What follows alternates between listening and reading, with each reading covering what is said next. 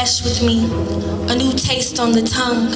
He was untouched, unsavored, his flavor I'd caress with my tongue. Saying his name, I felt blessed with my tongue, but see, I should have known better.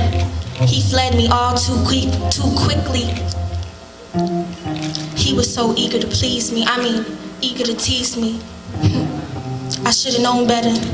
The label said he'd last, but my taste for him was passing. It was drifting away towards the nearest new sensation. He'd grown stale, but I couldn't bring myself to spit him out, 'cause even though I couldn't taste him, I still needed him. I still wanted him.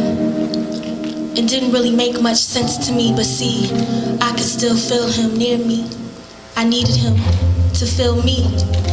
It didn't make much sense to me, but I couldn't see him clearly anymore.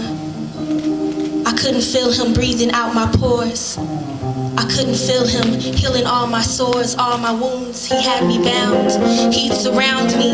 He confound me to a box that I didn't know how to escape from, but that wasn't enough for me. See, I needed a new taste.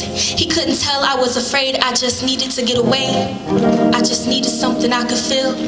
It didn't need to be real. I just needed something that was real. I could feel against the small of my back. His palms on my back made my joints feel intact.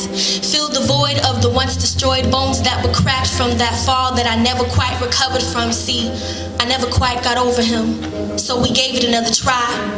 We tried, and once again I saw myself acquiring a taste for him again.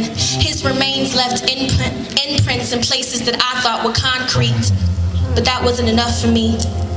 His remnants spilled over, but my cup was still empty.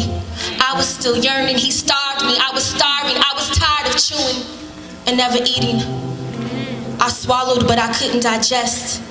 I digressed to a place where more became less. Pains in my chest. Didn't make much sense to me. Guess he was never meant to be a full course meal.